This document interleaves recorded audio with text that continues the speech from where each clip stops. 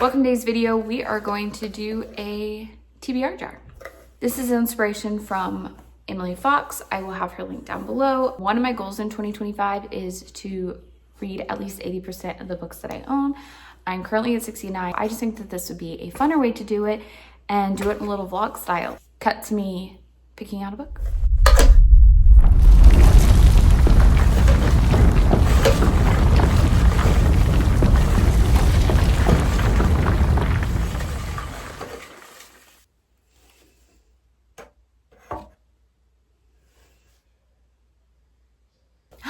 Welcome back. I thought it'd be more aesthetically pleasing to watch me pick out a jar that way. It might not be. I don't know. We'll see how I do it in the next one. But we picked out The Lost Man by Jane Harper. I don't even remember what this is about. Brothers Nathan and Bob Bright meet for the first time in months at the remote fence line separating their cattle ranches. But their third brother, Cameron, lies dead at their feet. I will keep you updated as I read this and give you a review. So I'll see you after I get a little bit of this read. Welcome back. I'm going to give an update really fast on The Lost Man by Jane Harper. I didn't do any vlogging really much during this. I worked quite a few extra days. Also, I have a sick kid today, so I'm home with him.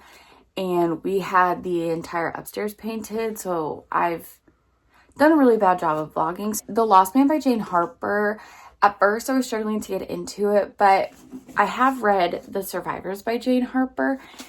And I noticed something with her writing that in the beginning takes a minute to get used to, but then I like it, it's not over the top. It's very subtle writing. There's kind of an undercurrent of something's off. It's not very clear.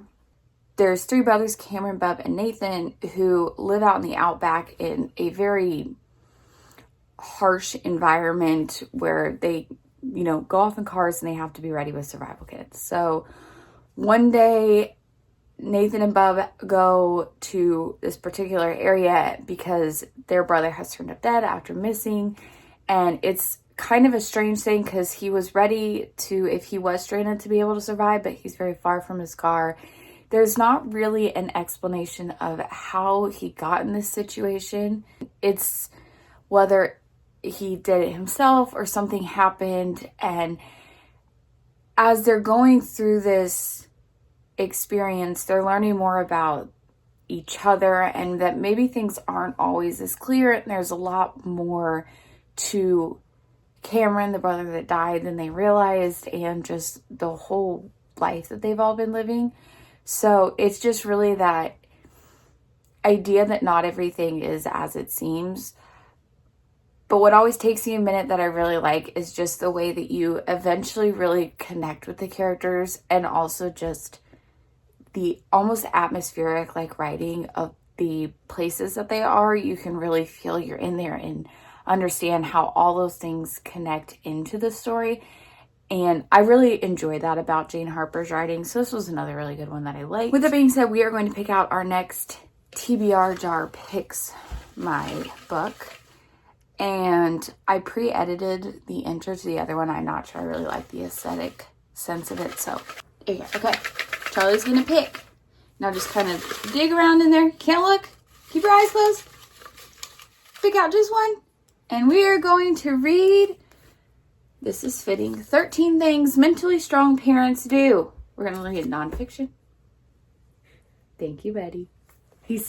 Hasn't been feeling good, so he's home with me. Let's go lay down and rest. Oh, I love him. Okay, that's the book we're going to read. Okay, he picked out 13 Things Mentally Strong Parents Don't Do. So I think that's fitting that my kid picked out a book and it's about parenting. I don't know if that's the universe's way of saying something, but this is a book we will read and I will give you updates, and I will see you in the next update. Bye.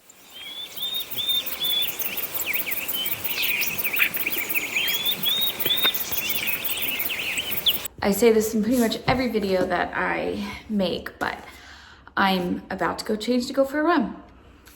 I like to run. What can we say? So we finished 13 Things Mentally Strong Parents Don't Do by Amy Morin. It's like I could have guessed any self-help There's little bits and pieces you can gather from it. However, there is just a lot of redundancies, a lot of storytelling, but there's definitely points in there. Like, I still annotated some good notes and some things and started a conversation with my husband. But yeah, overall, like, it did the purpose of what I think it was, and it was fine. Okay, Baker, can you pick out a new book for me? You're not gonna mix them up or anything? Okay, let's see.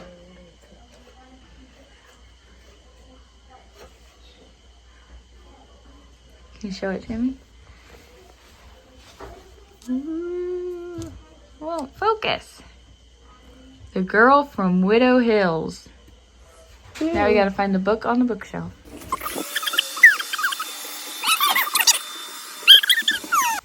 Did you find it?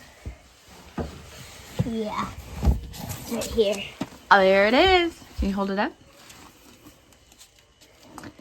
That's the book we're gonna read. I was holding it up, upside down. No, you're holding it right. Oh. Thank you, Baker Boo. Can I have it? Yeah. And you've already seen the clip of my son picking out the next book, and that is going to be The Girl from Widow Hill by Megan Miranda. Olivia, she used to be known as Arden Manor. She lived in the town of Widow Hills. One night she was sleepwalking when she was like 6 years old, got swept away in a rainstorm, and was found 3 days later clinging to a storm drain. She has moved away trying to like disassociate and not be known for that because it got so much media attention. And she's starting to sleepwalk in, finds a dead body, and now her past and her present are coming together and colliding. So I think that'll be just a really good, solid thriller. So I'll update you as we go on that. And as always, there's the Martin turns. She's sad because it's too cold outside and snowy to run outside. I mean, we could, but we're not going to. We're gonna watch Charmed and run on the treadmill.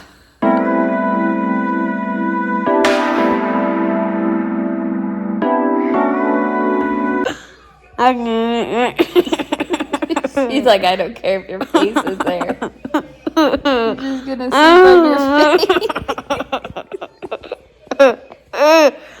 You wanna move your head, Martin?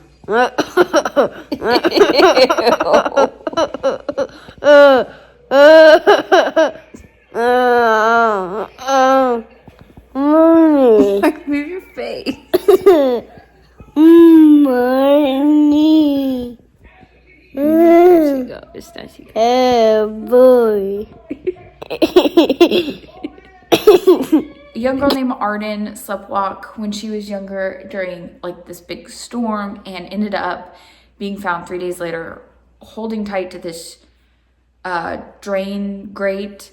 And as she got older, she decided she didn't want to like remember it or be associated with it. So she has moved to this smaller town. She now works in administration at a hospital, and she's changed her name to Olivia. And then one night her neighbor finds her sleepwalking, and so she gets really nervous about like, oh, is it happening again? Like, it's really weird.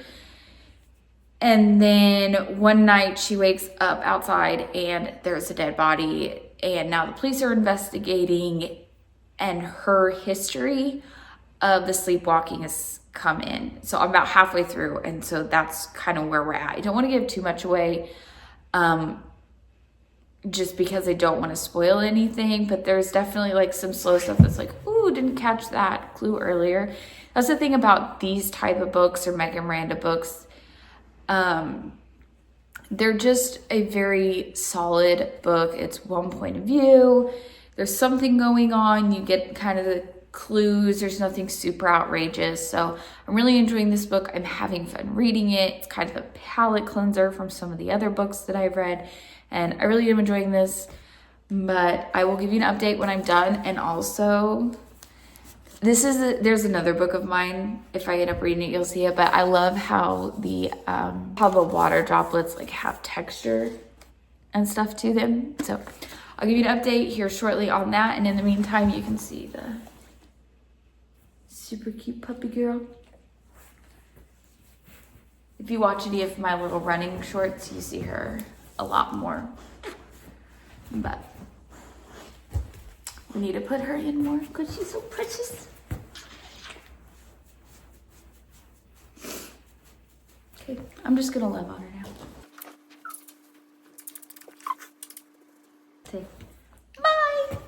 We finished The Girl from Widow Hills by Megan Miranda. As always, Megan Miranda books are super solid books for me. I like her pacing, her writing style, all that. She does a really good job of giving subtle clues to things that you don't know are going to be important until later, or you aren't sure if are just a fact that somebody noticed or important. Anyways, I really like it. I overall really enjoy her writing style, and I enjoyed the book. Characters are really good. The way her characters are flawed but relatable are also really well, and it really makes you like on their side and rooting for them. Really enjoyed it.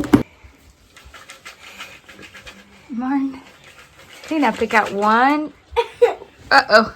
Nolan, you have to mix it around like that. Yep. Okay, now pick out one. Oh, that's gold. On the rooftop. Yay! Okay, thank you guys. Now I gotta find it. Next, we are gonna go into On the Rooftop by Margaret Wilkerson Sexton. This is a historical fiction, so I'm eager about that. Again, another cover by. Honestly, I'm not really sure besides the historical fiction what this is about, so let's read. A novel of music, love, and colliding dreams of mothers and daughters in gentrifying 1950s San Francisco. That's what the top blurb says. There's more about it, but I think we're going to keep it a mystery. As we read along, we will figure out what it's about, and I will update you going forward. So I will see you shortly. Really quick update. We're about to go to my in-laws really fast, but update on the Rooftop by Margaret Wilkerson Sexton. I'm actually about 3/4 of the way through. I'm at a wedding scene now. So there's 3 sisters, Ruth, Esther, and Chloe, who make this singing group called the Salvations, based in the 1950s. Their mom, Vivian's trying to get them like management to become really famous. They're super good at what they do. However, the 3 sisters kind of all have different stories that are taking them kind of away from their mother's dream. One of them, wants to get married and have babies. Another one is really rooting for the cause because not only are they dealing with their stuff, but the town's wanting to come in and gentrify their town, kind of take it over. And this is based in the 50s, so there's a lot of racism and stuff talked about in this. It's good historical fiction. I think there's good character development and stuff. Historical fiction is just not generally one that I'm a fan of, so while I'm enjoying reading it, like doing it, I'm kind of indifferent to it. So we'll see how it goes towards the end now that we're kind of really getting into it. But I mean, we are 3/4 of the way through. But anyways, yep, I will give you an update here after a bit. Show me your magic trick. Here, scoot back just a little bit. Okay, there you go.